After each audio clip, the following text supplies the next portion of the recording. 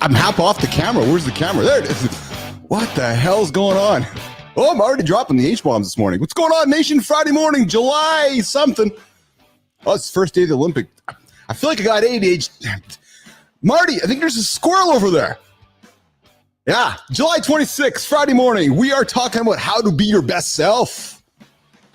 It's the weekend. It's time to get going. What's going on, Justin Welsh over there in the UK? If you're tuning in right now, I think you might be. We were just chatting on Threads. What's shaking, brother? Good to see you. Enjoy that beer over there in the UK. We're also getting into a conversation about ADHD. Yeah. The 4 letters in the alphabet that stand out. And I suspect there's a few people on today's show that might pull those letters out of the alphabet and enjoy them. You know, it's funny because those letters have been part of, I don't know, everybody seems to have ADHD. We're not going to make fun of ADHD today. Maybe a little bit. But it's because that's part of the fun, isn't it? Just part of what we do here in the lab. We like to have fun. We like to bring the attitude. We like to have a good time with you guys all, as well as I try to figure out the music here. Here we go here. Let's get some music going on for you guys, at least for my ears, so I can chill down here. There we go. Brooke Sweedar coming up in a few moments. Thomas Woodhams coming up in a few moments. Jon Andersen, he's here too. And of course, the irreplaceable, the undeniable, the world's greatest D1 athlete from Maryland. What's his name again? Oh man, ADHD. Oh, see Marty Fit. Christopher Martin is coming up here in the lab this morning. There's Marty. What's going on, brother?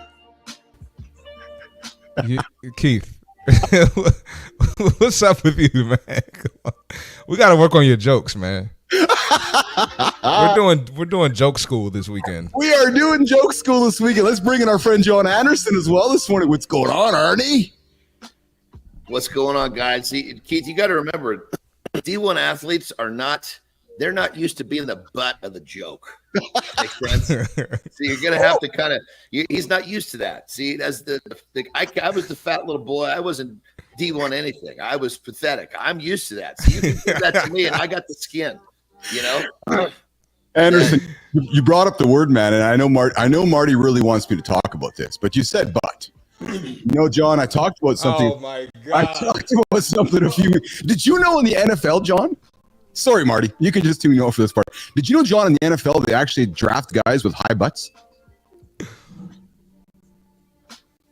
Is that true?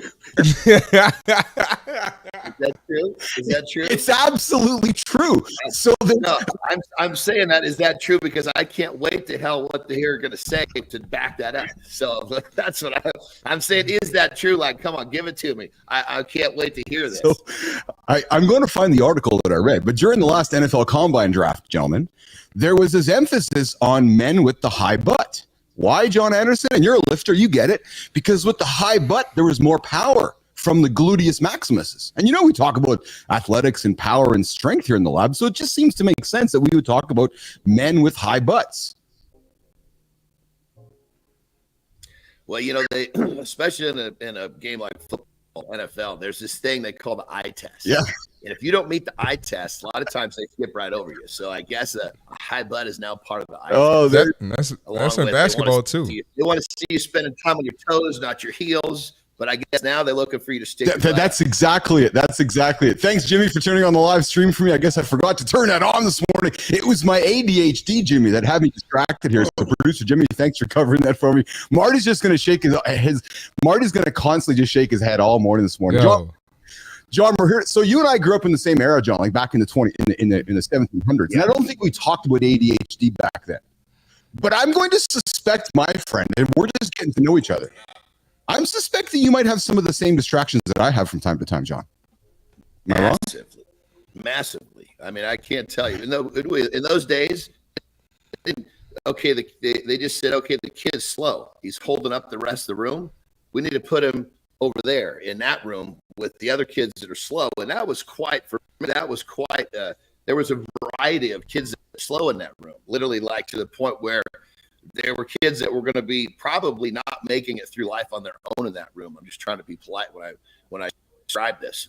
As now, they realize they're slow and they give you every letter under the sun. they give you different types of ways to try to get back on track. It's almost like you get kind of coddled through the system. So back when we were there, no, he's slow. Go over there, and up to you to fight your way out of that situation. That's what I did. Thank God I had that, because that was literally my first blessing. That taught me how to get not only to par, because I need to be par, but then that work ethic allowed me to get way above par.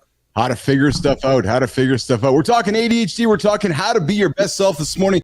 Good morning, Sarvina. Thanks for joining us. We missed you this week, Sarvina. I know you've been busy and you've been active, but yes, good to see you in the lab here this morning, Sarvina. And good morning, Robert McCabe. Dude, thanks for jumping into the lab this morning. And I want to personally look at you in the eyes and say thank you for subscribing to the channel. Nation, at the end of the day, we're trying to build a business here. So if you subscribe to our YouTube channel, you help us build our business. Yesterday, took some time out of his day. It costed him nothing. He's like, yeah, I'll go subscribe. So he wandered on over to the YouTube channel, Mornings in the Lab, and clicked on the old button and said subscribe. So Robert, thanks, brother. I really appreciate that. And for those of you that haven't subscribed, the hell, man. Like, come on. You're gonna get some free time from Bilous, Andersen, and Marty. You're not going to subscribe to the channel. Doesn't cost you nothing. Like to have fun with you. Vinay, thanks for joining in as well. Did you subscribe? I'm expecting to see the numbers go up today on the Mornings in the Lab channel, guys. Come on. And also, Marty, Johnny, we launched Tommy yesterday into the LinkedIn feeds. So Tommy's the brand new community manager for Mornings in the Lab. He's out cruising through LinkedIn, interacting with all of you. So please take some time in your travels to welcome Tommy to your feed, interact with him. He's got a mission. He's on a mission to add as many followers as possible to the Mornings in the Lab page, because we are trying to build a business here. So I welcome you to go interact with Tommy over on LinkedIn. Say hi to him. Ask him what you want to ask him, but know that he's interacting on our behalf. So it's not me there, it's not Marty there, it's not Arnie there, it's Tommy. So I encourage you to go and interact with Tommy along the way. We're going to bring Brooke and Thomas Woodhams here in a couple of minutes, but before we do that, I want to check in with my friends. Let's start with you, Marty. How was your day yesterday, pal? What is going on? I had a great day. I'm just now getting over that Canadian cold I had for a week. Yes. So I'm feeling really good today. Got my energy back. But no, I had a good day. Had a great workout. Yelled at the camera a little bit. Made some content. I don't know if you saw my video yesterday. You did. Nicely done. Yeah. Thanks, man. Yeah. But yeah, nicely done. Good. I'm great. I'm glad you got over the Canadian cold. Good morning, Ken Corey. You are in. Yes, got to support anyone crazy enough to wake up at 4 a.m. regularly. Hey, this is true. I made a post yesterday. I said, yeah, so I'm the guy that decided to start this morning show. Hey, Arnie, Marty, we're the only live morning show that does this. We are. We're the only live morning show that helps you get your day started, that helps you feel accountable, helps you be your best self, give you tips and tricks, nutrition, wellness, business, entrepreneurship. Dudes, we had a great chat this week with John St. Pierre, the entrepreneur, didn't we, John? Guy started from nothing, built his business to 100 million. 100%. He gets the goat sound. Sometimes the morning show is just that thing that someone can go to every morning. Because sometimes that voice telling you to get up, that voice telling you what you need to keep it going. And that's why we're here every morning. It's like you can count on us Monday through Friday. We're always going to be here. You need that little pop to the butt, swat in the chin to get up and run strong. We're here.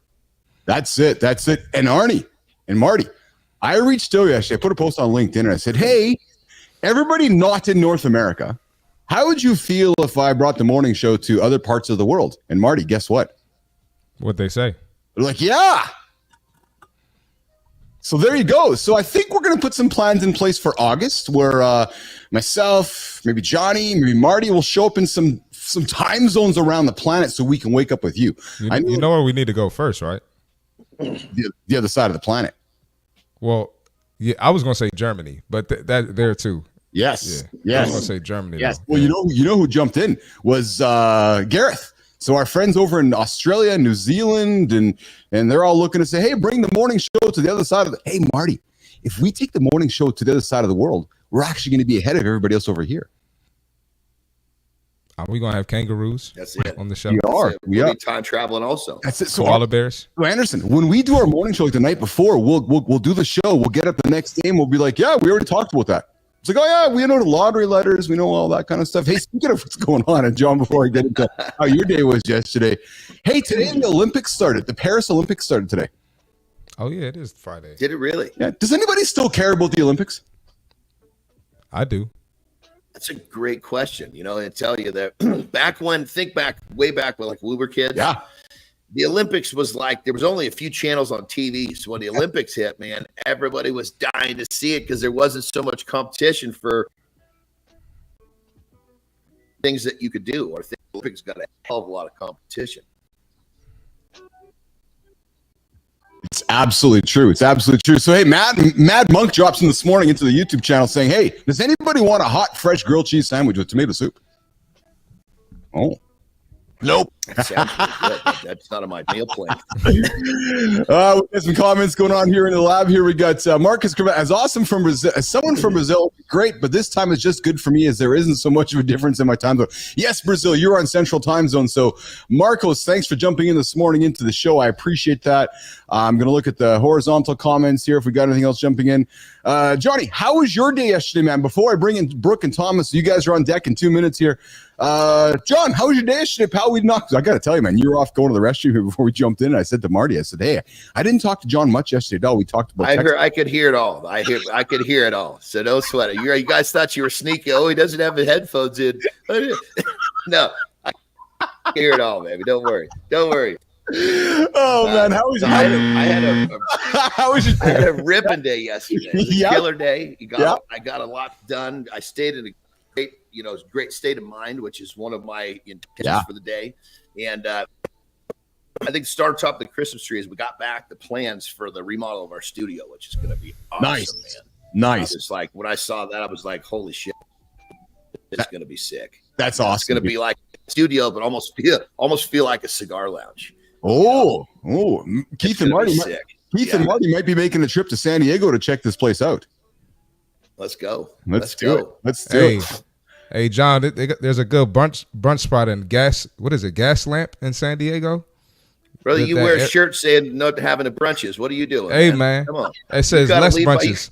You got to lead by example, man. It says less, not no. That's it. Mad Monk is now offering pulled pork barbecue sandwiches with coleslaw or Reuben sandwich. Yeah. So Mad Monk is bringing the food to the table. Speaking of bringing the food to the table, I am welcoming in our friends from LinkedIn. We are bringing in Thomas Woodhams and Brooke Sweedar. Good morning, guys. Do we have any energy this morning, Brooke and Thomas? I'm pumped. I've been watching you guys for like 10 minutes backstage, and now. I'm still backstage on the vertical one. No, you are on stage, Walter. Thomas, you are on the stage. You are on both.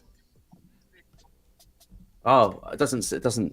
Oh, mate. Oh, it's now. I told you it lags out when there's two streams going on. Hi, Brooke. Hi, Thomas. How are you? There's a massive. So, nation, finally got here. There's a massive delay. This was a highly requested show by Brooke Sweedar and Thomas Woodhams. They're like, hey, we got to get on the show with Keith and Marty and John and have a wonderful conversation. So we brought the gang to the show today to have a conversation around how to be your best self. How do we take care and manage ADHD? And we're going to spend a little bit of time, Johnny and Marty, as we kick the show off, to dig into our friend Brooke Sweedar and her journey from the job over there to this new job over there. And I know there's a lot of people tuning into Brooke's journey here today that are curious about her going from, John, Marty, so she goes from a manufacturing recruiter. So I'm going to get out of manufacturing recruiting and becomes a coder. Becomes a what? A coder. Like she decides to become an actual sit down behind the computer. I'm going to make code. I'm going to build things for a living. That's the shit, man. That's just demonstrating to everyone that you make a choice to do something, you can absolutely do it. I love that, Brooke. That's awesome, man. That's exactly it. That's exactly. And when people say, "Oh, you're crazy," it means you're on the right track. Just means they don't think big enough. Yeah. You got to absolutely. You got to make those goals audacious. So we're going to get into that conversation in a few moments with Brooke and Woodhams and so forth. And I think we lost Woodhams on the vertical stream here, but we got him on the horizontal at the moment. But we're going to get into conversation with Brooke Sweedar. And why don't we do that? Why don't we, Jimmy, before we get to the accountability check-in, let's spend a few moments getting to know Brooke. and digging into this, because I know, Brooke, there's a lot of people tuning in right now to hear your story. And I know that as I've gotten to know you on LinkedIn and over the time, dude, I get super impressed by your journey through the community, by your ability to network with everybody. But who's Brooke Sweedar? So I'm going to quickly introduce Brooke before we throw it over to her and talk a little bit more about Brooke. But Brooke is a dynamic software engineer, excelling in creating dynamic, user-friendly web applications, driven by a passion for solving complex problems and turning ideas into reality. She's a transitioned executive recruiter. Marty, John, so like I said, she comes from manufacturing recruitment to software engineering. She has diverse interests. So outside of tech, Brooke's a cat person. She likes her cats. Gamer, a book reader, red wine lover, a jazz listener, a globetrotter, a foodie. I saw her making some grub over on the old LinkedIn feed. I think, John, she makes the old Louisiana grub there. I think it's some good food there. That's good Oh, stuff. yeah. Yeah. Oh, yeah. And she's a lifelong learner just by the fact that she decided to pivot from one point to the other point. It just suggests she's very much a lifelong learner. So that is Brooke Sweedar. But Brooke, let's put you on the stage, kid. Welcome to the show. I know you've been around here a few times, and I call everybody kids, so I'm not trying to be disrespectful. You have had a journey from over there to now over here, and it's caused a lot of curiosity for people. Let's dig into that, Brooke. Awesome. That was such a great introduction. And I'm not going to lie, Keith, I'm so glad that yesterday I happened to update my LinkedIn bio, which I realize is what you just read from. And I'm so glad I spent time on that. It was perfect timing. I had no idea you were going to do that because I was looking at it like, this could be better. She just put you on blast. It was perfect. I love it. I'm like, I'm just glad I worked on it. Thanks, Melissa. That was Melissa, Marty, and John. Yes, Melissa. Home run for Melissa this morning. That was beautiful. No, but thank you so much. So yes, for anyone who doesn't know me, my name is Brooke Sweedar. I live in Baton Rouge, Louisiana, and I've had the same job for over a decade. I have been working as an executive recruiter in the manufacturing space. And in January of this year, I decided to make a total big jump and to kind of turn my life upside down and get active on LinkedIn and make a complete career switch into tech. So I did a 6-month boot camp. I just graduated 3 weeks ago, and now I'm about to be looking for my first software development job. Yeah. So nice. Before I throw a couple questions to Marty and John, Brooke, I just, I want to ask the one question, and it starts with the capital W. Why? Like what precipitated? There was a moment in your journey of life, and I know it just didn't happen instantly, but there was a point there as it was going through days and weeks and hours. There's people listening right now that were going through a similar journey you were, but then you eventually said, to hell with it. I am making a career pivot. Why? I can't wait to hear this. These why answers are always so killer, man. I know. Why, Brooke, and how? Yeah. Okay. So I've been dabbling in code for just a couple of years, and actually I got started. I was just looking to improve some of our marketing processes at the company I still currently work for, at the recruiting firm. And I figured out, so it's a smaller firm, so I kind of wear a lot of hats, right, in my role. And I basically ended up discovering that I can manipulate it's called HTML. It's a type of language, right? A very bare bones language for basically making things look a certain way. And so I was like, well, I want to learn how to do this so I can just make it look exactly how I want it to. And I ended up spending like all of my free time playing with HTML and getting deeper into the web development side of things. And so I discovered a passion very much later in life, because I never took coding classes in school. I didn't know anyone in tech. Like, I didn't have any sort of connection to the tech industry. So it was all brand new for me. And it was how I was spending my free time. And so finally I reached a point where I was like, okay, either I'm going to keep doing exactly what I've been doing for a long time, which was a good journey for me. But I kind of feel like I've reached a cap, right, where I'm at. So if nothing changes, nothing changes. And even though I'm leaving behind what has been remarkable job security, I love technology, and I decided to take the plunge into a boot camp, which is very intensive and a wonderful experience. And I did that for accountability, right? Because it was very structured. It was 3 nights a week, 3.5 hour long lectures after my day job for 6 months. And it was a lot, but it was amazing, honestly. And it's the best thing I've ever done. And then I got public about my journey on LinkedIn, and I haven't looked back. It's been really magical. It's been scary, but it's been magical. That's nuts. I love that.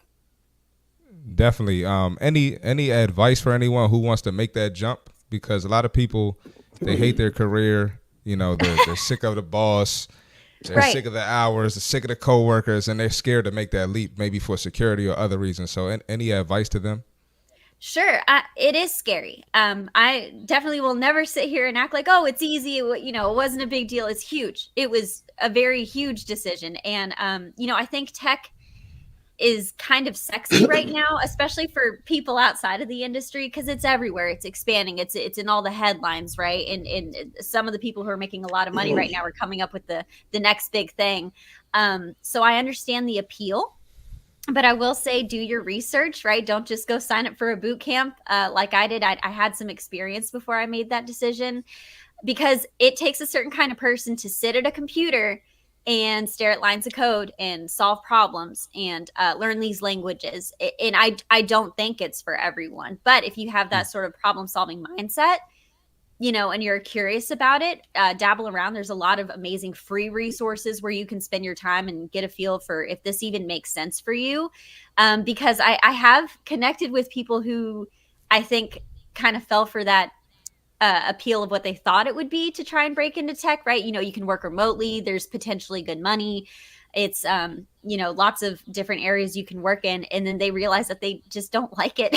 But then they've enrolled in a boot camp and they've spent all this money and they're like, I wish I hadn't done this. So take your time, do your research. I commend someone who's interested in it, but it's not for everybody. I was going to, my bad, John. Go ahead. Ask your question. This is good stuff. I mean, we talk on the show about, pursuing failure, leaning into fear, getting uncomfortable. So clearly you were at that point. You're like, okay, I know I need to make a change. I know I have the choice to make a change.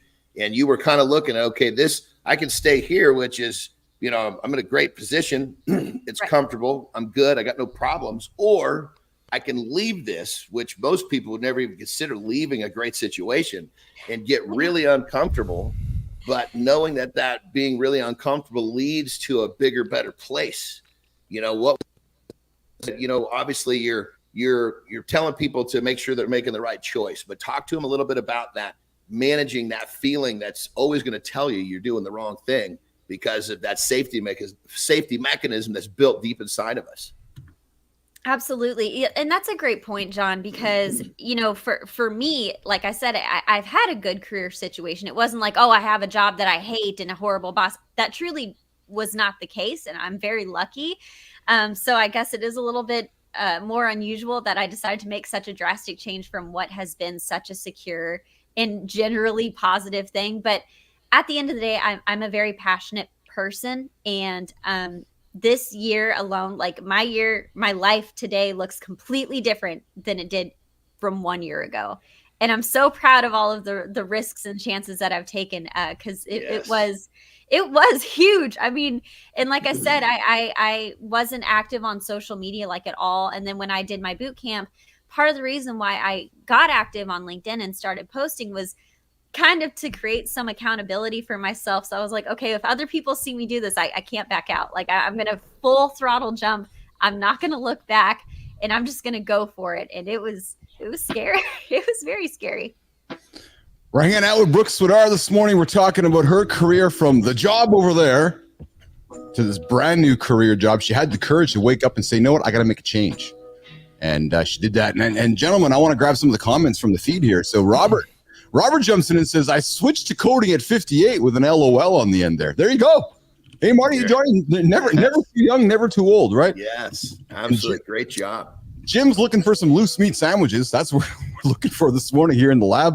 And Sharon Deep is asking from what country. Hey, we are from America, Canada, from all over the planet here this morning.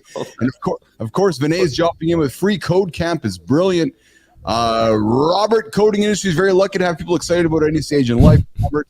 And of course, we got Maxwell joining in with hello. Great joining in.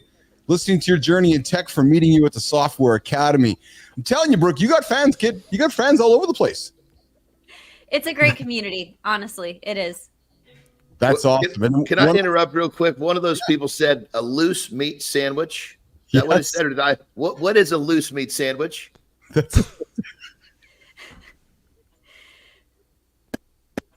I'm starting to take off the wrong direction, but I'm going to go to bed wondering what that is. And if somebody doesn't tell me right now, I might have to chew on that all day long. This is what it is. Just don't Google it, John. It's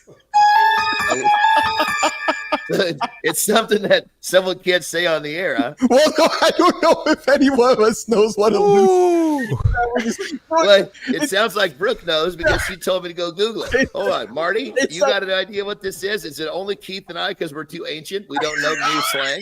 Is that what it is, Anderson? I think so because I got no Just clue. let it go, man. You're Just let it pretending go. like you know, but these two have a good idea.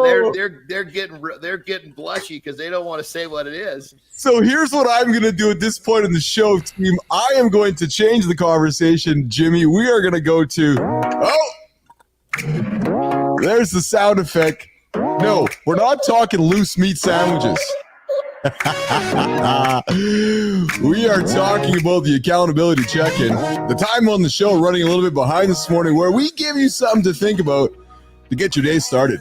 Something to consider. Something to create that level of awareness that you go, oh yeah, right. So I pop in with us every single day. Marty's going to come in with his fit tip a little bit later today. But here's something for you, nation.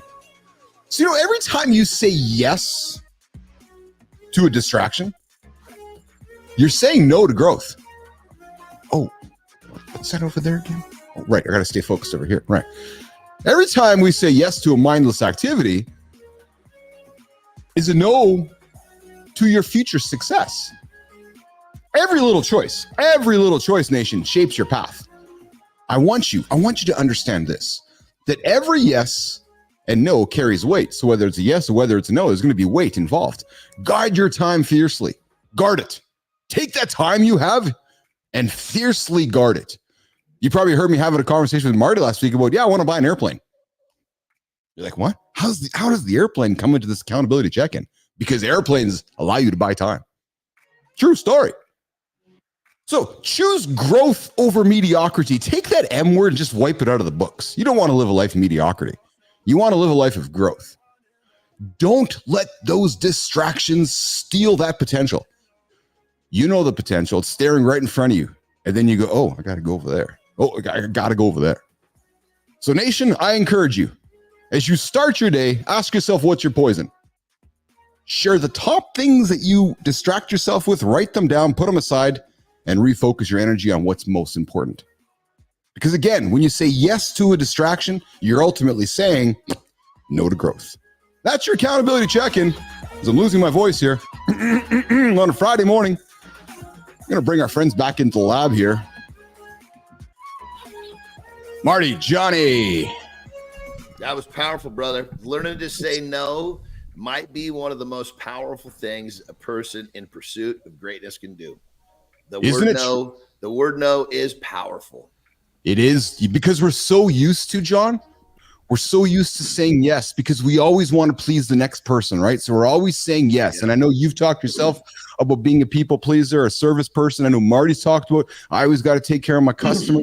When we're always saying yes, we're rarely saying no. So nation, if there is one bit of advice this weekend, protect your time and don't be afraid to say no. And before I go any further, guys, I need to make sure that we pause because this show is nothing without all of you.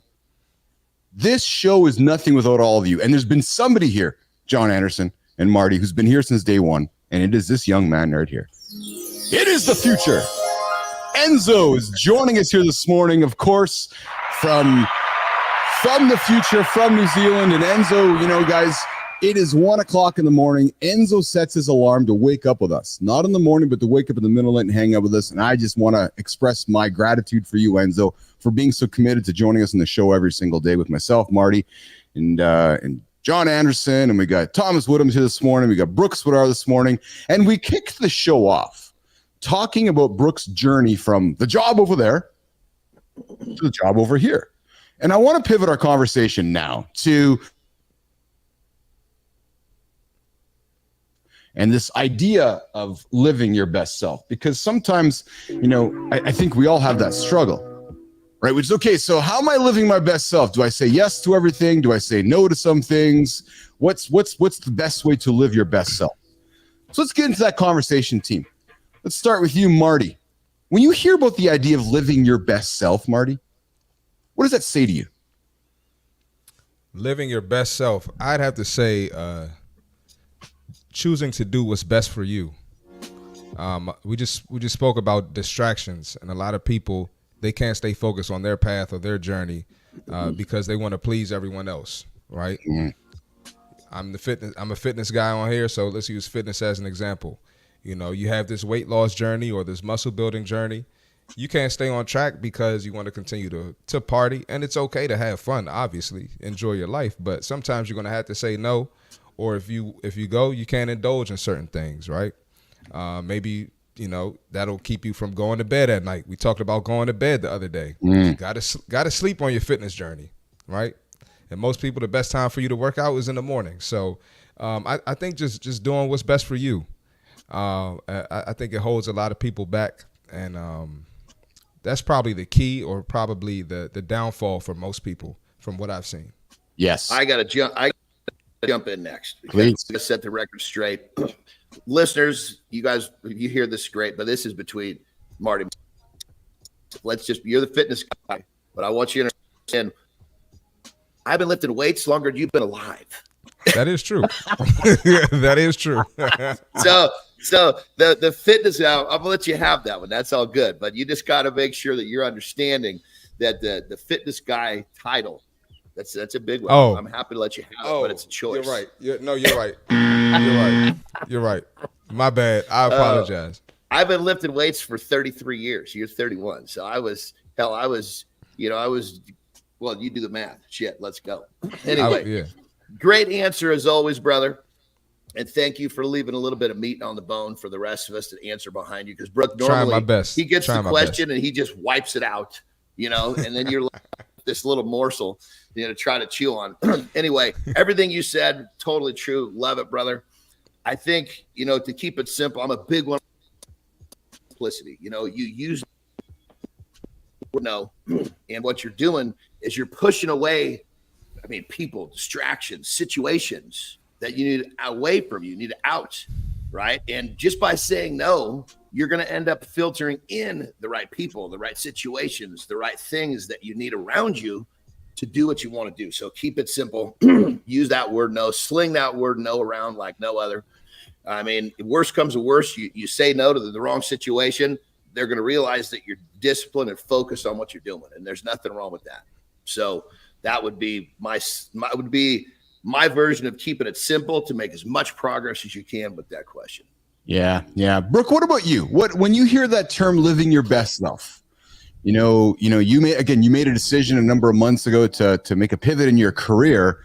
And you wake up every single day striving to live your best self. What does that mean to you about unleashing your best self daily? And then how do you do it? Brooke Sweedar. Yes, I love that. One thing that I've really had to target and hone in on these past few months is, and I've talked about this on the show before, so I won't go too deep into it, but is prioritizing my time and what I spend my energy on.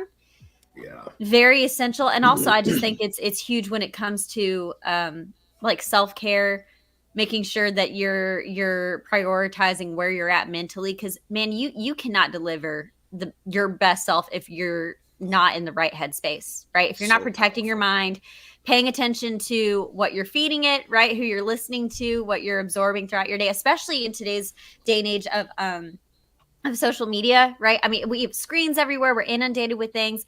I'm online all the time. So I'm not saying that that's a bad thing, but pay attention to what you're absorbing, right? The energy, the knowledge, the information, the people that you're listening to, what you're feeding yourself.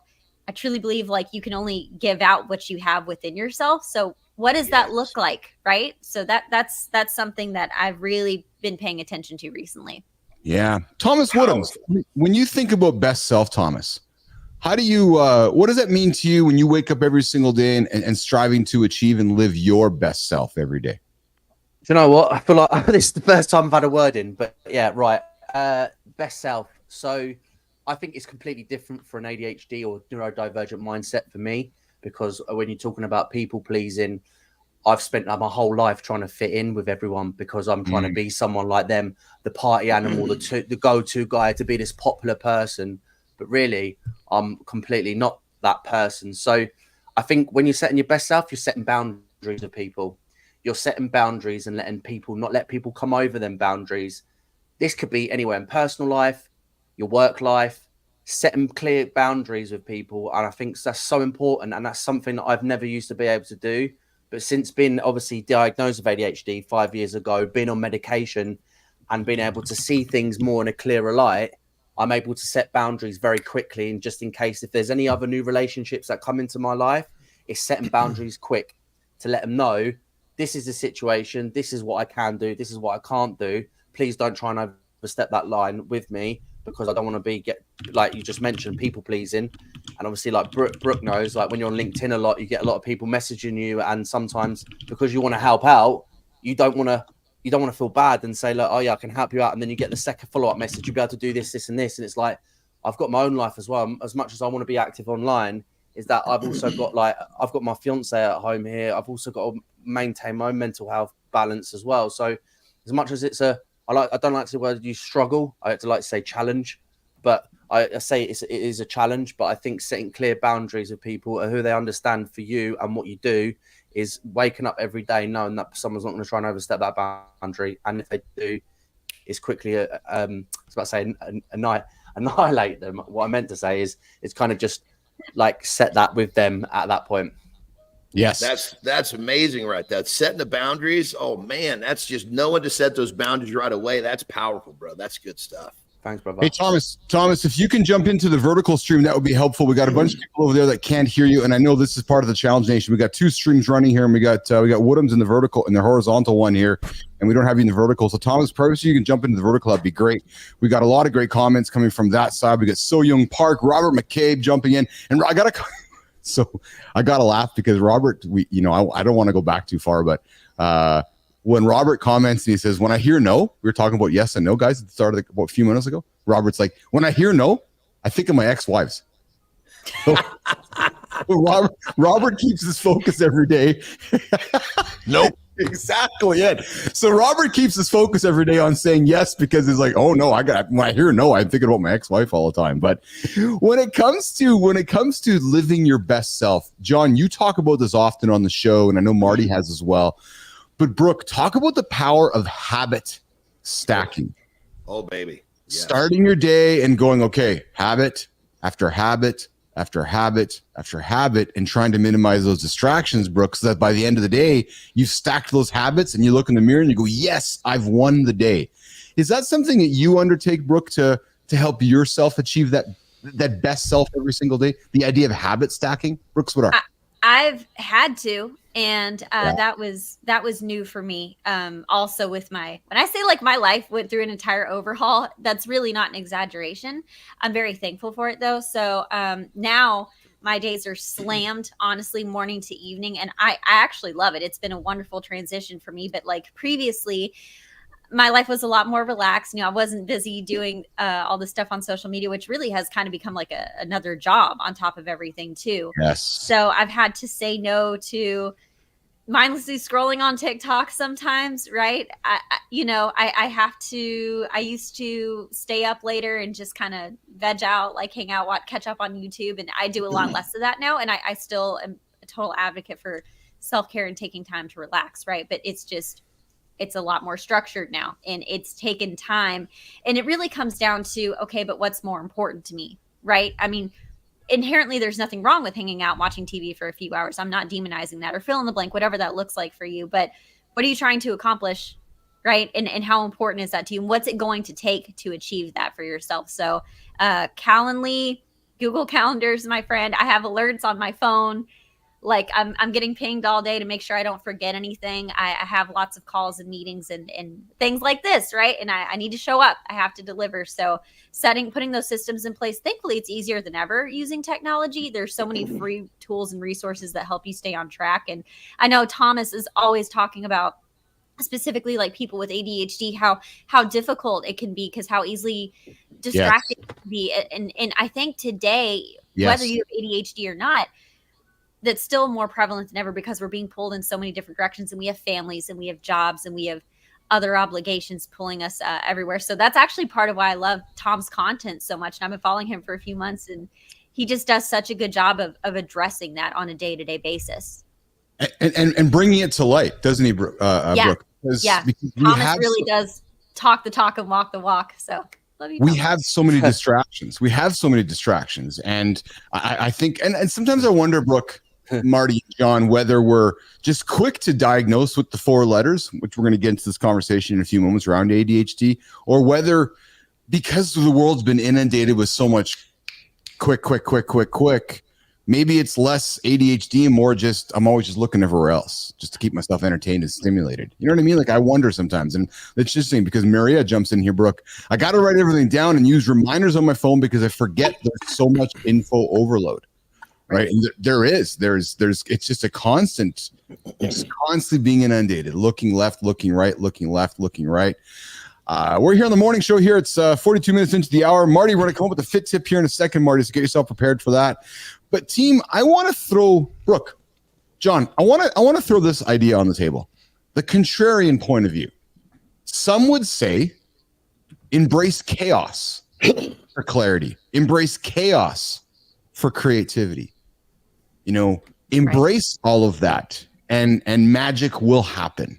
Let's talk about that a little bit. Brooke. Chaos is kind of a wild word, actually, because, sorry, 1 second, guys. I think I have a mic issue. Sorry about that. Anywho, I was just going to say, so what does chaos even mean, especially when it comes to what you're trying to accomplish? So like my life is pretty chaotic and it comes with the risk that I've taken on recently, putting myself out there, the vulnerability of living online and being present and taking on things I've never done before. And that's super scary. That's super terrifying. So again, I actually talked to someone on a coffee chat the other day, and I was telling him about how nervous I am about looking for a new job and all of this fear that I'm feeling, even though I've had all these positive experiences. Both are true. It's been a wonderful journey, but that fear and that self-doubt is still there. And he's like, take all this pressure off of yourself. When else are you going to try to break into a new industry? Right? Like, when is that going to happen in your life? Like, you're young, you're in a good position, you're having all of this positive feedback. So, you know, this negativity, sometimes it really is in here, right? And because you're not having someone wake up every day and tell you like, oh, you're doing a bad job. So just turn it into a good time, figure out how to channel that energy in a healthy way. So yeah, that's how I look at it.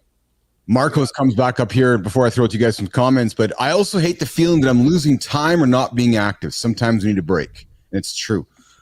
John, what's your comments on embracing chaos instead 100%, 100%. I think, you know, you actually hear people refer to a chaos period before, you know, before massive growth, there's always a chaos period. Well, I think the idea is you got to dive into that chaos with the intention of, it's very uncomfortable. It's almost like choosing to get uncomfortable, choosing to enter that chaos period, knowing that it's going to force you to do what you've got to do to keep your head above water, which is going to make you grow.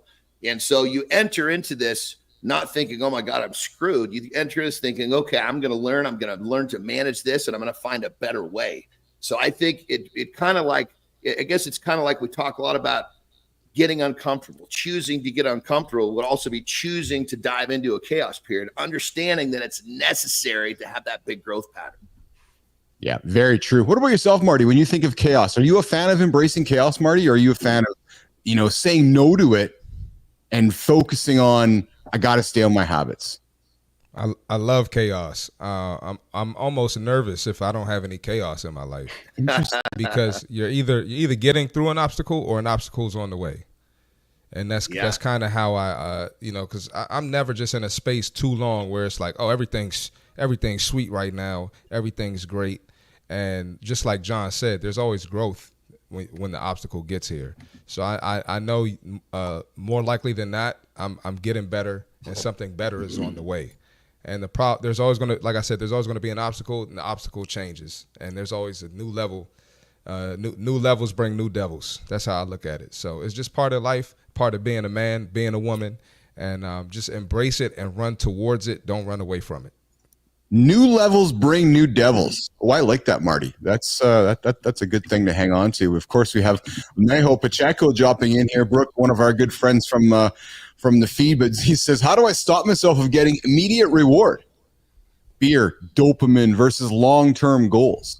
What's up, Maho? So, John, what do you say to that comment? Somebody who's so focused on getting the dopamine rush. How do you get that person to pause and say, no, leave the dopamine aside and go stretch for the long-term goal? What would be your comment on that, Jon Andersen? I think that person or this topic, we'd have to talk about delayed gratification. You know, is that, if you're always chasing the right here and the right now, it's your payoff is not as good when you can basically say, okay, I'm just gonna hold and I'm gonna wait for that payday, so to speak. Doesn't have to be monetary. Doesn't have to be money, finance. It can be whatever the forward movement is.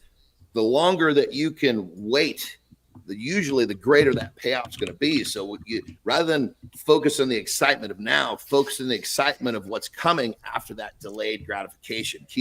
Staying focused on the right thing will make a big difference in that.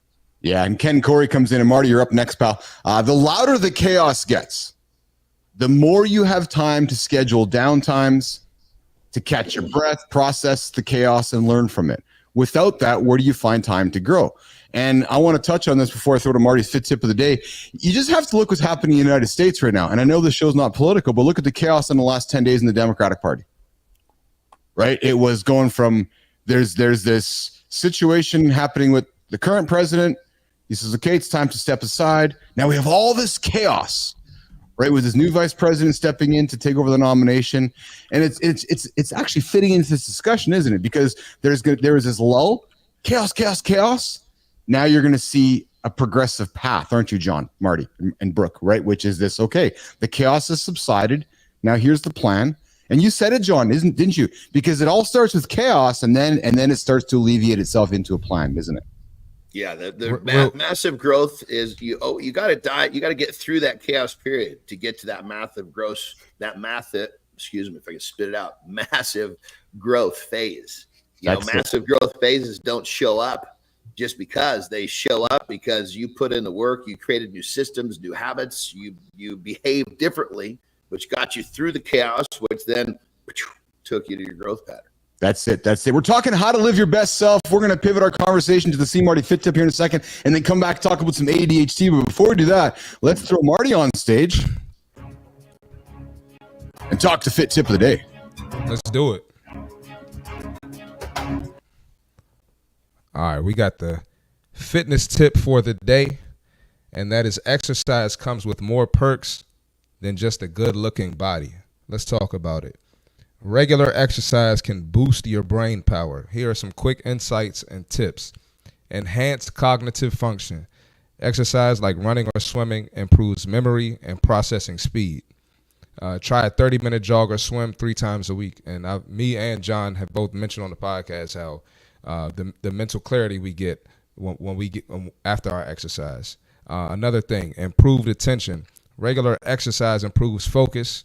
Stretch or walk during breaks. So feeling cloudy, thoughts getting foggy at work, try a quick walk or do a quick stretch. Reduce the ADHD symptoms. Physical activity can reduce hyperactivity and impulsiveness. Try yoga or martial arts. Long-term brain health, exercise lowers the risk of cognitive decline. Aim for at least 150 minutes of moderate exercise weekly. Regular exercise isn't just about a stronger and better looking body. It's a powerful tool for mental clarity, focus, and long-term cognitive function. Make it a part of your routine for a full life. That's the fitness tip for today. Your fit tip of the day, C Marty Fit. We drop it every single day here in the lab just to give you guys stuff to think about to help you move your day forward. And our hope is that when you hear us throw some stuff on the table, as you start your day, you're like, yeah. All right. Yeah. I'm thinking about that. It's hitting home. So Marty drops in the fit tip every single day, and Jon doesn't know this yet, so I'm saying it for the first time to him. But we're going to be working on we're going to work on a segment with Jon. So thinking about Jon coming up to the table here in the next couple of days or so with a lifestyle segment. We're gonna work on ways of unpacking that knowledge in that young man's brain and putting it on the table for you guys to start your day with something to consider.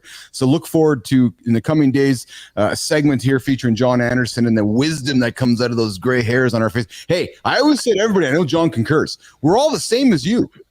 What we have is the benefit of some wisdom that shows in our gray hairs. But at the end of the day, we put our pants on the same way. We go pee in the same toilet. The difference is that this wisdom allows us to say a few things that we've learned along the way. So I got 2 gray hairs. Oh, so at 31, brother, what's going on, man? I don't know. I don't know. I'm not losing my hair though. It's just gray. So I think when Marty met me, he didn't have any gray hairs, and I'm thinking now that he's now. Well, I had one. I just discovered a second one recently. All right, so we're here to pivot our conversation to talking about ADHD. And listen, Nation, I want to apologize here that we're having some technical difficulties with Thomas. I know you guys are all like, "Hey, where's Woodhams?" And the truth of the matter is we got Thomas on the horizontal side. We have some struggles on the horizontal vertical side. And here's the other reality, and I'm just going to call it out. This is a business. This is a show. So while in the early days we were making amends for things, and I'm not trying to be a jerk about it, but we're putting on a show here. We're trying to build a business here. So if we can't do things on all sides, I can't apologize for that. The reality is we're doing a show. We're trying to build a massive audience and a massive production here, and sometimes things don't work. So we're trying to do the best we can, but this is what we're doing. But this is a show. This is a business we're building, and this is just how it's going to go here today. So we're going to continue the conversation around ADHD because it is part of the dialogue everywhere, it seems. And sometimes I wonder, Brooke, Marty, Jon, whether we just quickly rush to diagnose and I'm not questioning it because I love having conversations about neurodivergence and ADHD because it creates awareness and it creates enlightenment and it allows us to have these conversations. But I want to start it off with this, you guys. Believe it or not, I was going through my morning coffee this morning and I found an article from a psychiatrist that said 10 signs you may have undiagnosed ADHD from a psychiatrist. And he said, if you have two, and Dr. Daniel Amen said, if you have 2 or more of the symptoms listed, then you should think about the possibility of having ADHD, and you might want to get in touch with your doctor. So he said, here's a list of 10 behaviors associated with, and some of those things, so if you're having these, so if you're having difficulty paying attention, if you're having difficulty with hyperactivity, if you're having difficulty with impulsive behavior, you might want to consider seeing your doctor. If you have a short attention span, but not for everything, only for regular, routine, everyday things like schoolwork, homework, paperwork. Do you get bored a lot? Right? And these are the things I sometimes wonder because we quickly go, oh, they have ADHD. Are you chronically late? That's a possible trait of somebody who has ADHD. The common trait from the ADHD is that disorganization, inattentiveness, difficulties with time perception, also called time blindness, can all conspire to make you late. Do you tend to misplace things? Frequently losing things is one of the symptoms of ADHD. Poor organization and planning, procrastination, or waiting until the last minute to do things can all be signs of the mental disorder. So let's get into the conversation of ADHD, how it's affecting us, and so forth. Let's have the conversation and let's start it off. Brooke Sweedar, when you hear those words ADHD, where do you go with it? Oh, yeah. So one thing that I think is interesting too is how I think the awareness of stuff like this feels so new. Yes. It doesn't mean ADHD is new. It means the awareness, right, of what to look for, how to adapt, how people deal with this and how it affects us on a day-to-day basis. Not that it's the same thing, but I'm just saying, like, even people talking about depression and anxiety disorders and other things that I feel like are talked about more often now. So I've heard people say, oh, well, you never heard of this when I was growing up. I literally saw a comment and that's valid, right? Yes. Sure.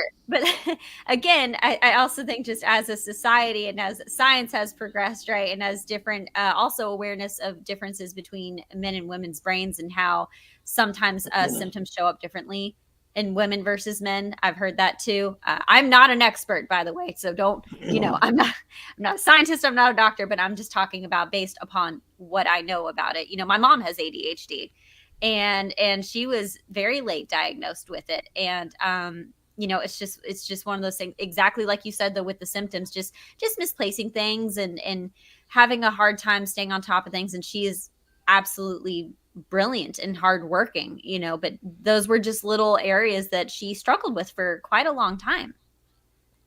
Yeah, it's very, very, very true. And I saw Robert's comment on that. This wasn't a topic, Brooke, we talked about 20, 30, 40 years ago, or back when Jon and I were just kind of working our way through life. But it doesn't mean that it didn't happen, or it doesn't mean that it didn't exist. And just now that we have the science and knowledge to talk more about it, diagnose it, understand it, and manage it.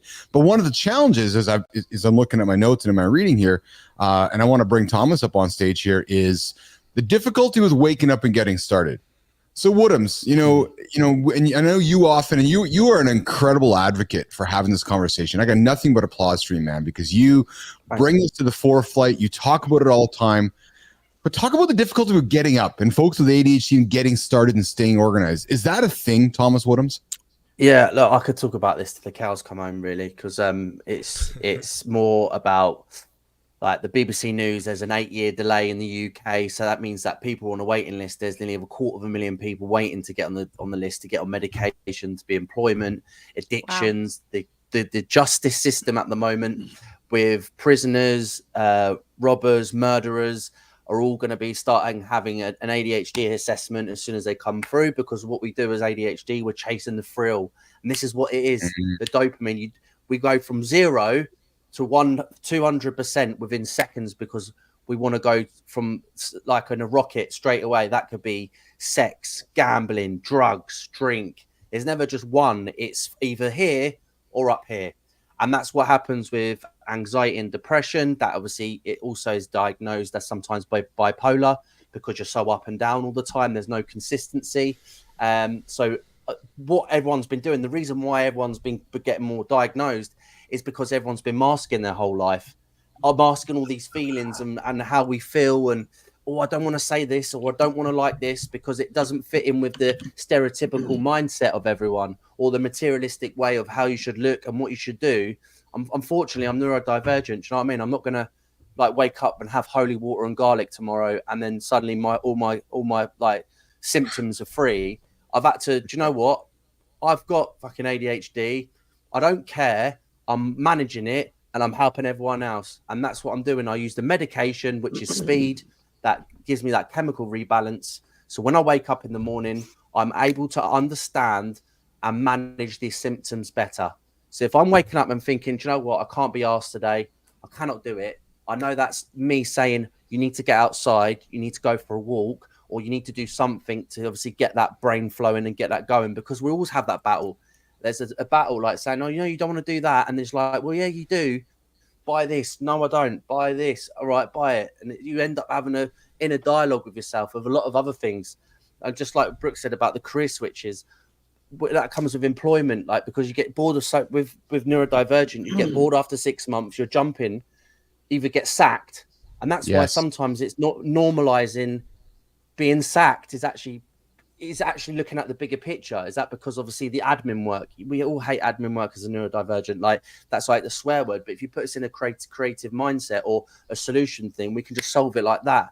That's why when I had the police officer, the chief inspector of the Thames Valley Police, they sent him in, sniffer dog, bomb. Normal police officers couldn't pick the additional profile up of this particular person. He came straight in, bosh, and found the person the next day, or found the evidence for it, but where the other officers didn't. Do you know what I mean? So it's all plus and minuses with other people with other neurotypical mindsets. So, in a long-winded answer, how do I get up in the morning? I make sure I manage my waffle symptoms. I make sure I manage my emotions and feelings in the morning to make sure that I am getting out of bed. And I sometimes trick myself. Instead of going, right, I'm going to get up in 1, 2, 3, I get up in 2. So I'm trying to be faster than my brain. Thomas, great insight, man. Really great insight. And thank you for sharing that. Jon Andersen has a philosophy, and I'm really curious how this would impact you, Thomas. So Jon Andersen always speaks about, make tomorrow's decisions today so you don't end up making a lazy decision tomorrow or the easy decision tomorrow. Does that mindset work with a neurodivergent ADHD person, Thomas? So you're saying to yourself, okay, I know tomorrow I got something going on. There's going to be a window in the morning where I might be tired. I might be distracted. Does using a technique like that help, knowing that, okay, today I'm making the decision for tomorrow, and as long as I'm taking my meds and I get up and I'm consistent with my routine, I'm going to follow through with that. Does that work, Thomas? Or does the morning come, the dopamine kicks in or doesn't kick in, and you've lost track and lost focus? I'm sincere with that question. Does that happen? Yeah. Or you know what I mean? I understand what you're saying. It can, but there's also it depends on your feelings and emotions on that situation. Like you could say that I'm going to go to a social event 3 months late before. You wake up in the morning, I don't want to go because it freaks you out about so many amount of people. When you end up coming up with like an excuse like my goldfish has died or something really like out there to make sure everyone doesn't feel like you're a prick for not going. So it's one of them things you have to. I've lied before and said I'm really, really unwell, and I'm actually not. It's because I don't want to go and I can't deal with that sort of social anxiety with it. But yeah, it does help. I think once you manage the symptoms and feelings and emotions, I think you do get better. Like I can't remember what I had for lunch yesterday, but I can remember my hamster's name from when I was 3. Do you know what I mean? So it really, it's the weirdest things that I'll remember. But yeah, going back to it, I think once you get into a routine, because we all love routine, is that, and you are obviously doing things for tomorrow, I think it's sometimes not overcomplicating all the things that you potentially have to do and actually break it down to little small things. Instead of overthinking it all in one hit, it's like, well, I need to do this today, and it's kind of just like building blocks instead of just sort of thinking, fucking hell, I've got to do this, make dinner, do this, I've got a code, got this, release this, got to do a personal project, and you just think, well, this is all too much. I don't want to do any of it. But yeah, it's tough. There can be days I wake up and I just think I can't be arsed, and there'll be days where I have to really sort of crank myself up, obviously have the set routine, like take the medication, because obviously at the end of the day, with neurodivergent, you're taking speed. It's not you're just taking something. You're taking amphetamines to boost to just rejig that part of your brain, and it's a serious drug. They only give you 30 days of it because you could overdose on it, and it's game over. And it's so important just to remember that. I got to tell you guys, John, I know you're getting to know Thomas, and Marty's gotten to know Thomas for the last few months here. But Thomas, I got to call you out and tell you, man, as I've gotten to know you over the last few months in the LinkedIn feeds and got to know you personally, you have taught me so much about ADHD. You've taught me so much about the awareness of it. You've taught me how to look out for signals with myself or with, I love my wife, Lauren. She's the greatest, but I had a laugh with her, Marty. And you guys are all going to laugh with this. She's listening right now, I'm sure. But last week I walk into the master bedroom. The water's on. The bed's half open. Lauren's in the kitchen brushing her teeth. The coffee maker's going. The back door's open, and I'm like, baby. Like, oh, I know. And I'm like, and it was one of those funny things because there was 10 things happening, and we joke about it now. But Thomas, I'm going to tell you, man, months ago, I probably would have been frustrated with that experience. And I'm not sitting here diagnosing my wife with ADHD. That's not what I'm saying at all. It's not what I'm trying to say. But what I'm laughing at is that we all get into these moments. And I'm going to tell you, Thomas, just by listening to you and watching you and you teaching me, I take a step back from the moment and I laugh. I giggle, we laugh about it, we joke about it, we tease, and we find humor in the moment. And I just share that with you because you have taught me how to observe it, embrace it, learn from it. And I think all of us to some extent, maybe not all of us, but I know even myself, I have some of those habits that I need to take in, and Lauren comes up with the I don't know. Exactly. So my point is, Thomas, I know I'm rambling here, but you have been wonderful at teaching me about what it's all about, how to look at it, how to deal with loved ones with it, and I'm not trying to stigmatize it. That's not what I'm trying to say. But you've done a really wonderful job teaching me about it, so I'm thankful and I'm grateful for that. And actually, I want to interrupt and piggyback just real quick and say, Thomas, same. And that's because I think you popped out for just a second, but my mom has ADHD. And since connecting with you, what I've just grown, and she and I are very close. We're honestly like best friends. And because I don't have ADHD, but she does. And there have definitely been times where I've seen her struggle with being frazzled, and she was very late diagnosed as well. You know, I mean, I watched her have a very difficult time with a lot of things that, like, for me, I just didn't. Like, I'm very hyper focused. I can sit and truly like have blinders on, and you know, and she and I are opposites in that way, right? And so sometimes I'll be like, "Hey, mom, over here," and you know, and truly, since you and I have connected, though, up until then, I didn't have a resource beyond just what her and her doctor, their relationship, and what she learned from her, you know, but just truly, you walk through so well the day-to-day ins and outs of living with that, and you do such a good job. So I want to thank you. Your impact and your reach, I'm sure you get messages all the time, but I'm sure it goes much farther than just what you've received directly. So I just wanted to pop in and say thank you. I'm actually trying not to get upset, but yeah, I appreciate that, because it's it's been tough for me and like other people, and like the situations that you get yourself in is like kind of no fault of your own. And there's been there times where I've been at the lowest of lows and wanting to kill myself because of gambling addictions and stuff like that. And yeah, like 5 years on, and that's like clean now. And that's the reason why I do what I do, is to actually help other people understand themselves, as well as obviously manage my full-time job being a recruiter for Sony. So it's a hard graft trying to do everything for everyone else, as well as like in Brooke now, like, do you know what I mean? You're helping everyone else online, and it's like a second job as well, and it can be overwhelming. You forget about my own misses and because you just want to spread that word. So I appreciate that, the kind words that you said. It's important to know, Thomas, like, you're a leader, right? And sometimes we need to hear that from others or reflect upon that. But there are people looking up to. I can see John nodding, taking it in, Marty nodding and taking it in, right? And going, holy, 100%. It takes courage. It takes courage to say the things you just said, Woodhams, right? So that's not stuff that takes lightly. And again, Robert McCabe jumps in here on the vertical stream here. My ex-girlfriend's son was high functioning autistic, and he used to tutor him in math and had to adjust how I would tutor him. Yeah. And then Marcos jumps in and says, "We're with you, Tom. Always know there are people with you." And it's so true. And that's why I thought it was important to have this conversation today and bring it to the table, because we need to have these conversations, right? And bring awareness to it. And so Brooke, can I bring some levity to the conversation? Yeah, sure. I don't believe you sit there focused. I've seen your desk. Andersen, Marty. She's got like 800 screens on her desk. She's got 35 cats behind her. She's got cameras. Woodhams, you see how she works? I don't believe she stays focused. It's the hive. It's the hive. I like to call it the hive. Yeah, it's my mastermind lair, guys. Yeah. How do you stay focused, Sweedar, when you have so much? And I'm serious. How do you stay focused with so much going on? Honestly, it's really not an exaggeration to say I am very good at focusing, and that's actually part of why I like coding, because I can just block everything out and truly get into it for a long period. I love it when that happens. Oh my gosh, I'm such a nerd. But anywho, but I'm also such a systems and routine person too, that if like I cultivate an environment where I'm able to focus, and if I don't have that, I'm not okay. But thankfully, like, it's, you know, it is just me and my cats, but like I've got my ambient music.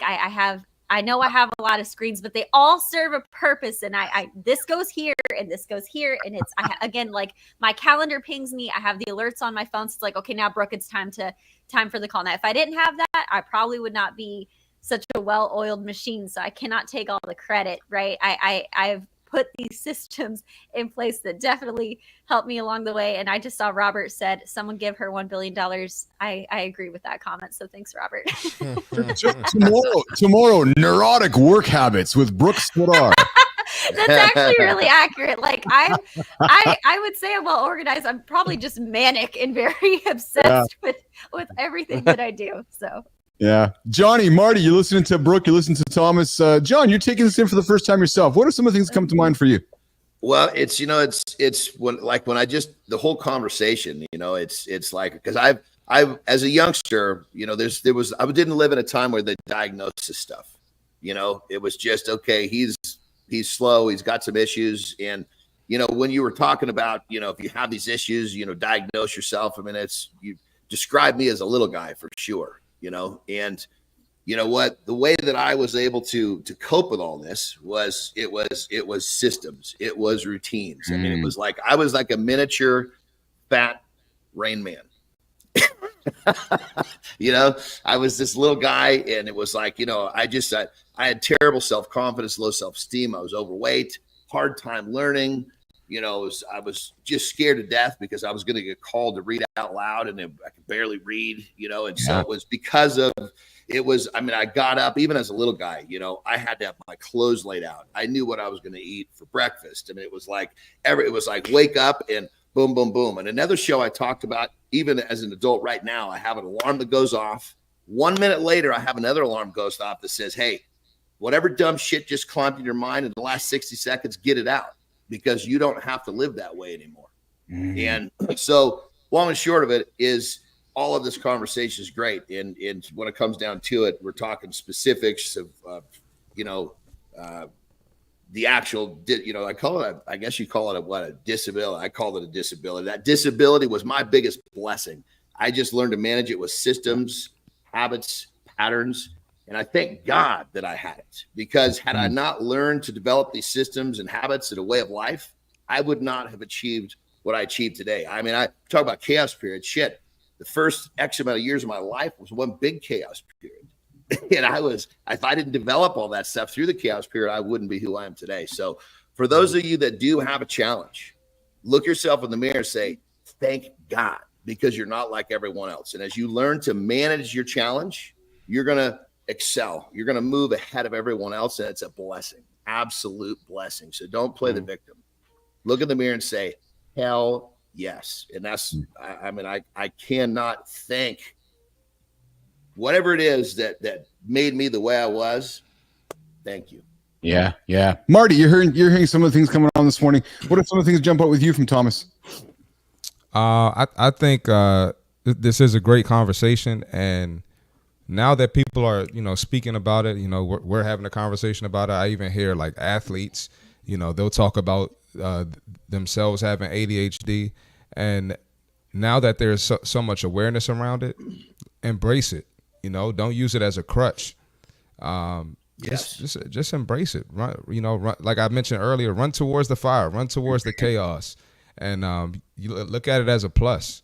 You can still be successful with it, and you have plenty of examples of it. And you can get on YouTube, you can get on TikTok, you can hear people talk about it, you can follow people with it. I know there are influencers like Thomas on other platforms, and Thomas is on LinkedIn. So just embrace it. Thomas, I saw you nodding when Jon was talking about habits and consistency and patterns and stacking habits. Is it fair for me to assume, maybe that's the wrong choice of words, but is it fair for me to consider that that's how you find success? Is that you just stack habits throughout the day, and that those habits keep you focused, and the moment that maybe something gets in the way of a habit, that's when you lose track? Would that be would that be a good way for me to perceive that, Thomas? Yeah, I think like it's having healthy habits, because let's be honest, like as I think earlier, as I said, like it could be 1 minute, one moment, one. It's sometimes for me, it's boredom. If I'm bored, searching online for something clothing, and what I'm trying to do is give myself gratification or something to look forward to. So when I'm working and I'm doing it, I'm on LinkedIn.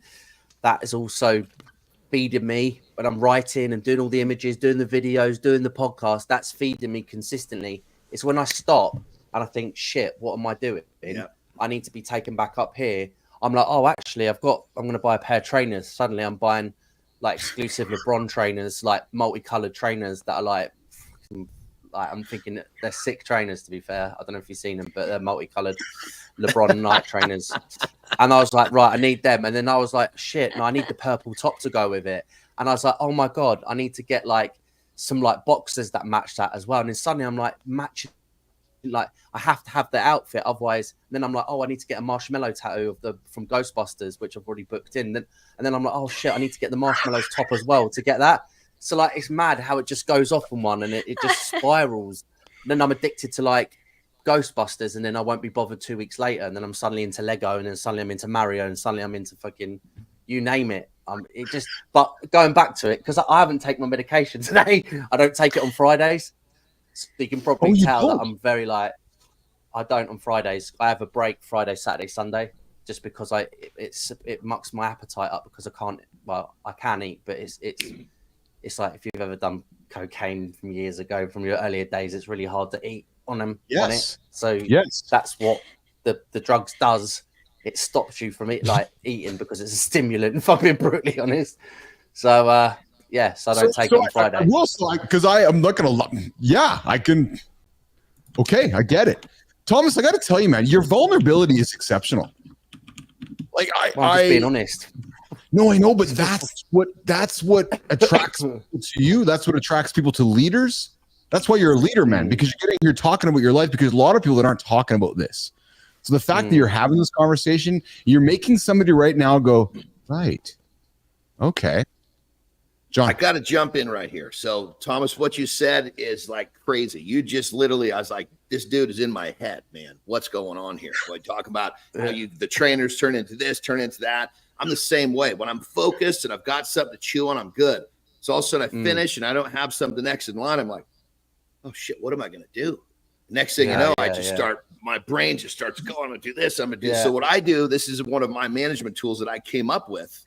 And I came up with this decades ago because I recognized, man, as soon as I don't have something to do, I get myself in trouble real quick. Yeah. And so what I call it, I call it a go list. And it's a list that I keep on my desk. And I usually can remember a good chunk of it. But it's basically my go list is a list of items that are all productive that I can go to when I have one of those moments where, oh God, what am I going to do? And it has to be a list because not all of them seem interesting. If I just had one thing, I don't want to do that. But if I got 8 of them, one of those is going to look interesting enough for me to dive into that and obsess about that, focus on that. And now I avoid that period of, oh my God, what am I going to do? And I find myself, entertaining myself with food, entertaining myself with something I'm not supposed to be entertaining myself with. Buying shit, big part of it. Yeah, I'm it's like, hard. It's hard to be good. Need that? It's hard. Yeah, so that's kind of my remedy, my own. I guess you'd say self-discovered remedy to deal with that exact situation. That's exceptional. I haven't ever thought of that. Never thought of that, Tom? Myself. No, I thought that was really good. That's really, really good. I'm going to imagine, I'm just going to make an anecdotal statement because I don't have any fact or anything to support this, but in just listening to you guys talk, I'm going to suspect that the pornography industry benefits much from bored men with ADHD. No, I'm just going to put that out there because Thomas is laughing, but I'm going to suspect because if men are searching for men, women, whatever, but the search for the dopamine rush, you sit there bored, you're literally 2 clicks away from pulling up the old website and you're going to be fulfilled again. I'm just brother. This is where you got to use that word that we've been. This is where you got to use the word no. Yeah, you got to use the word no, and you got to get to your go list immediately because if that one hits the top of the ticker, that's a difficult one to get away from.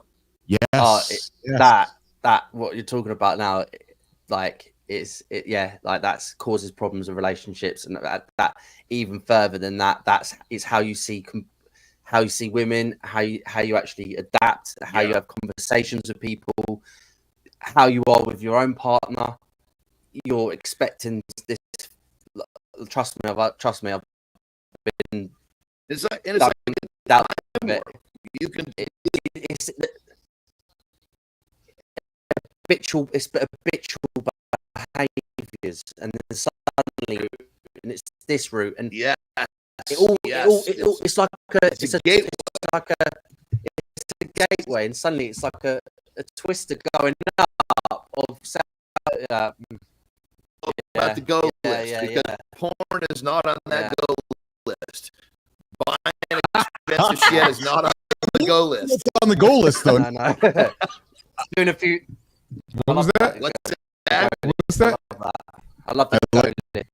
I said, I What'd you will say, tell you what's on the goal list, though. And if you're in America, so Lauren just put a comment on here. It's pretty funny, but she's like, Thomas, everything you've shared is resonating with me. Side note, how bad's Costco for people like us? Yo, So, I must be in this boat too, because everything Thomas is saying, I do all of that.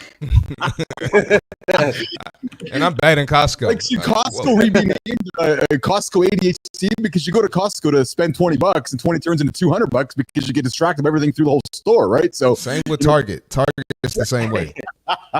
Thomas, do you guys have Costco in the UK? Card. Okay, Yes. I didn't know. Yeah, it's amazing. amazing. Like, I only found it like 'Cause you in was the last 4 months, and I was so obsessed with it. I went in every day and was like, "What can I buy?" And then I had like cupboards of stuff that I haven't even opened from Costco, because all the big birthday cakes that you get, all the samples. I was living my best life, like all the Disney stuff, like Christmas stuff. Honestly, credit card. I'm like, fucking. My missus is like, why do you need all this stuff? Like, you haven't even used it. And I'm like, no, I promise you, I definitely will use it. And it's like, I will. But no, I love it. Yeah, it's amazing. It's crazy. Like, I think we've just discovered a new show here in the lab. Thomas Goes to Costco. I'll be dancing, moonwalking. Oh my goodness. We're having an exceptional conversation today with Thomas Woodhams, Brooke Sweedar, myself, Keith C. Marty Fit, and Jon Andersen. We started the show today to talk about how to be your best self. We first started the show, introducing Brooke Sweedar to the gang, of moving her job from over here to over here. And we're working into the final stretch. We wrap up the conversation today. We're talking ADHD. And we're being very vulnerable with our guest, Thomas Woodhams, who's sharing the battles, the struggles, and so forth, of what it's like living with and so forth. And as we wrap it up, I always like to throw the contrarian side to the table. Team, some would say that creativity, again, is the key to also unleashing and unblocking ADHD. Allow the creativity to flow, Thomas. Get out of the structure. Just allow it to flow manically. Put the goal list aside. Is there truth to that, Thomas, or is that literally just chaos piling onto chaos, and the only way to successfully live with it is to absolutely have habits and habit stacking? Woodhams. Look, I think, being honest, I'll make this short because I know I waffle, but the key thing is exercise. That's probably like one of the most things for me. Playing badminton, because I think I mentioned before, I play badminton at a high level in the UK, men's top 100 in the UK for men's singles. Yes. So that's like my outlet 3 or 4 times a week. If I didn't have that, I'd probably have really bad habits, and probably, without sounding sad, I probably wouldn't be here if I kept continuing without the medication or the diagnosis. I'd probably be in a completely different situation. Come to creativity. Love that. I let my ADHD do the talking when it comes to my images or my videos or being creative. Yes. That's what spurs me on, is the creativity. I've never been marketing. I haven't got a marketing degree or anything like that. But LinkedIn and writing has helped me become more confident in writing for myself and how to do it. But yeah, I always like to do what everyone else is doing. I do the complete opposite, just because I'm trying to get that message across even more than what I'm trying to do from a word text. So that's why I do all the edited versions on Photoshop and stuff like that, because I'm trying to give you a picture of what it actually looks like, or to deliver it in your brain a lot easier than maybe just loads of text and not an image. So yeah, to finishing statement is, make sure you unlock that creativity and go with it. But also manage them, maybe like challenges when it comes to like entrepreneurial thoughts or business ideas or impulsiveness, and just manage it. That it's an ADHD moment, and you're just trying to identify that moment where an impulse moment could be either life-changing or leaving work in a moment because you've had an argument with your manager and you think, piss off, I'm leaving now. And then you make regret that, because I've done that loads of times. I had one argument, or someone said something about me, and I've gone, stuff your job, and then realised I haven't got a job to go to the next day. And then obviously it's like this. And I've regretted it in the morning, because obviously I've just acted on rage and and really thought about it. So that'd probably be my tip of the day or tip of the morning or whatever. But again, that's what I've learned from you, Thomas, over time, is to step back, listen to the person I'm talking to, and recognize that, what's going on with Thomas today? Okay, so he made a statement today saying, flip off, Keith, I'm out of here, this job sucks. That's kind of out of character for Thomas. That's not really real. Let's just let him have some time over the weekend. Let's go back to work on Monday. I can tell you, in the past, I don't know if I would have reacted that way. I would have been like, this guy's got a problem. But I now sit back and listen and observe and recognize that, okay, out of character, maybe there's more going on here that we can recognize, we can understand, and we can work with. So no, Thomas, take the weekend off, get back on your meds. We'll see you Monday. Right. And that's what these conversations have done for me, as you've taught me through the last number of months getting to know you. So I thank you. Appreciate it. I think it's like asking people, when you ask someone and say, how are you? And they're like, I'm good. But really, if you ask them again, like really honestly, how are you? It's suddenly you're unlocking that level of conversation with people, because not everyone can have laid conversations. Like we're all having laid conversations now about feelings and emotion. Not everyone feels that they can talk about that. It's just, hi, how are you? Good. And it's like, right, okay, that's that boundary with that person. They don't want to go any further. But sometimes we do have to look further afield with other people and understand why they think this way or why they're doing this. So I think it's good just for humans to, if you want to understand humans, and it's not, to be honest, humans are not always the best of people, especially when at work. But I think sometimes it's understanding people that are able to speak up like this and have good conversations like we all are now speaking, because we're all very confident. We all seem quite confident within ourselves and how we portray ourselves. So it's good to have these sorts of conversations where people do feel comfortable enough to speak up and talk about how they feel, if that makes sense. I will tell you, when I first started the lab, ADHD was not part of the pillars of conversation, but as we keep learning and speaking more about it, Melissa, it seems, that we're going to keep weaving this topic into the conversation. I love talking about it. I love learning about it. I love, helping teach Business Athlete Nation about it, create awareness about it. So as we wrap it up today, guys, let's go around the table. Let's close it up. Brooke, as you're having your drink of water there, how do we want to close up today's conversation with ADHD, and what do you take out of it as we wrap it up today? I just want to I feel like I'm just fangirling over you, Thomas, so I'm sorry, but it's not an exaggeration to say I love your content. I love your work. I'm so glad I've connected with you, but there is a lot of vulnerability to talking about and sharing about these challenges and the realities that you're facing. And I think it's very admirable that you, like you said, I know it's a struggle, right? And how you can get so caught up with all the stuff that it can take away from other things that you have to prioritize, right? You're a very busy person. You have your own personal life. You also have your career.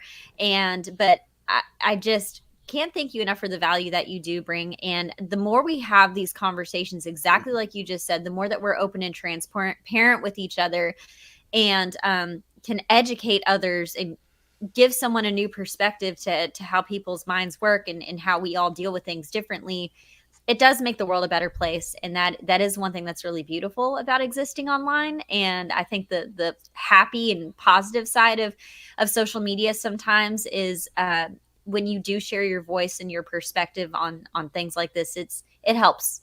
It really helps. That's awesome, Brooke. Marty, what about you? Some closing comments from you as we wrap up today's show. Like I said earlier, just embrace it. And, Tom, I'm definitely thankful for you sharing your story. I'm sure this touched someone out there, affected someone out there. The message needs to be pushed out even more. So, and Keith, good job bringing this to people's attention. But, just embrace it. Nothing wrong with it. Like I said, I think I'm in the same boat as well, because a lot of this stuff applies to me. Maybe I need to go get checked. But definitely, thank you for sharing again, Tom. That's awesome, Marty. Johnny.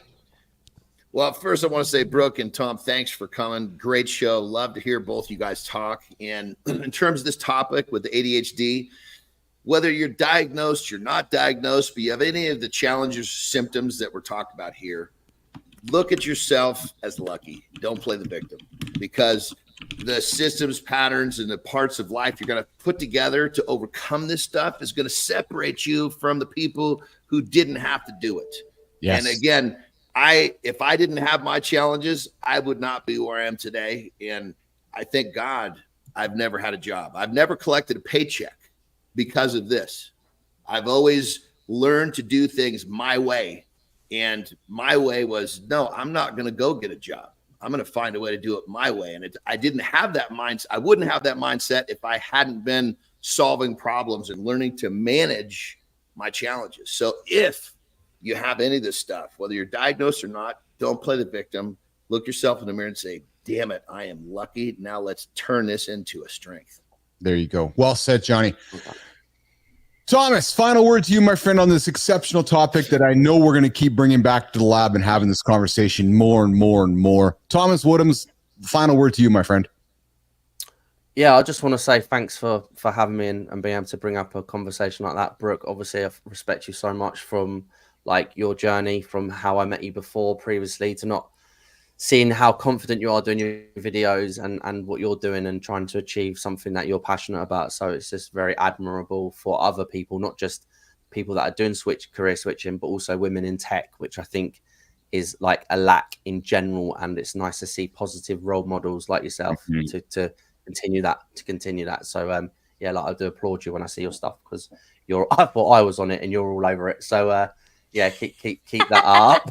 And and obviously, John, I've never met you before, and yeah, really I've got on with you really well, and the conversation, like, we're all very humble. And see Marty and Keith, yeah, obviously I love seeing you guys, what you're doing, and yeah, it's always a humble conversation when you come on here, and I always feel myself, which is quite nice to have a podcast where you can be yourself, because you always feel you have to be a corporate fit or a uniformed approach, but I feel like I can really relax and be who I am. So I just want to say I appreciate you all. So thank you. That right there, that moves me, because that's what I'm trying to do.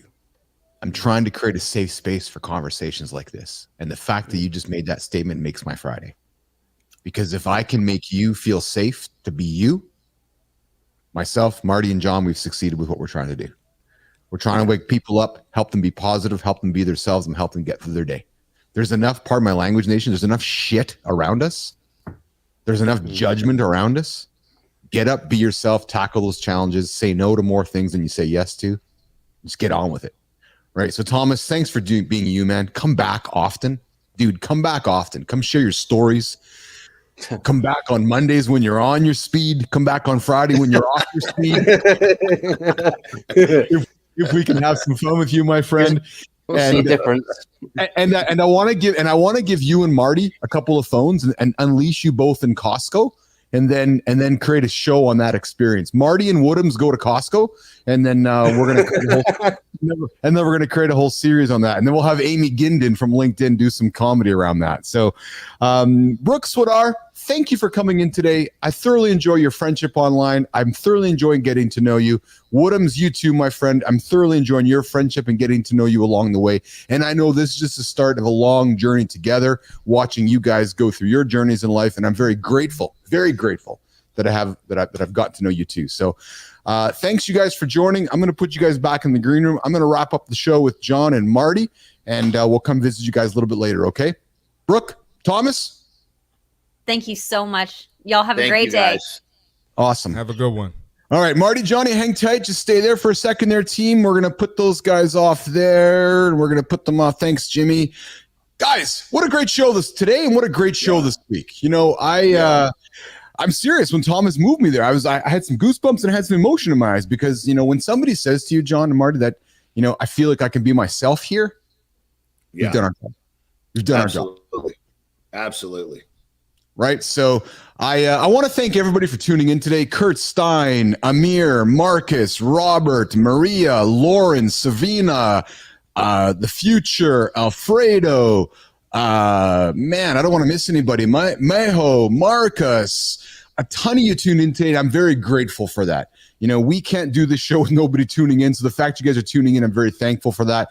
And if I don't remind you this, I'm going to get heck from Marty when the show's over. Like our channel, subscribe to our channel, Mornings in the Lab, comment on it, share it with your friends. But before I say goodbye, I'm going to turn it over for a couple final comments from Marty and Johnny.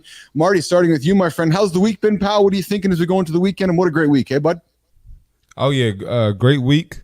like I said, I just got over that Canadian cold, and looking forward to having a productive and maybe a little bit of fun this weekend. Nothing crazy, but definitely enjoying my time off. Nice said. How about you, Johnny? Your first week in the lab with us, pal, and I want to publicly state this in front of everybody. You've been exceptional. You've been an exceptional co-host. You've weaved yourself in here well, and it's been thoroughly a joy and a treat to continue to get to know you. I love the insights you're bringing to the table. You're dropping nuggets. I was laughing. I was creating some content yesterday, and Marty, I was laughing at something you said. He's like, John's like, I got to go to the bathroom. He's always up just dropping gems. The guy's just dropping gems left and right. So, Johnny, I appreciate you joining the team here. But how's your first weekend, and what do you got going on for the weekend, pal? Well, I'm actually going to be going to see one of my daughters. I'm going to be helping her move into a new place. Nice. But just another little perspective from what I don't look at Monday through Friday and Saturday, Sunday. I just look at, I have another great day of my life to live. Yeah. And my mornings, I get up the same time every day. My routine exists every day. And it's because I really take pride in the fact that I've created a rhythm and a pattern and a set of habits and a life that I enjoy, that I don't want to escape just because it's Saturday. And I think if people think more like this, they're going to be much happier. If you're living for Saturday, you don't have to do the shit you got to do Monday through Friday. Start thinking this through. Or it's like, are you planning to retire for something you don't want to do 40 years? Maybe just think about a better way to go about your life. So a little food for thought. There you go. If you're racing towards something you're looking to retire from, you might want to make a different decision. And that's how we started the show today. Brooke Sweedar is like, now what am I doing this for? She created a new career for herself. So there you go, nation. We started the show on Monday, giving you permission to fail. We ended the show today talking about habits, talking about ADHD, and talking about creating your best self. So we're going into Saturday and Sunday. We're not calling it the weekend. We're calling it the next day. We'll see you guys on Monday. Mornings in the lab, 8 o'clock Eastern time. You know where we are. We're on X. We're on YouTube. We're on LinkedIn. We're all over the planet. We are ubiquitous. We are the show you start your day with, 8 o'clock Eastern time, to help you be accountable, help you feel good about yourself, and help you achieve, nation, your biggest goals. We'll see you guys Monday. See you, Johnny. See you, Marty. See you guys in the green room. We'll go say goodbye. We'll go sit at Brooke and Thomas.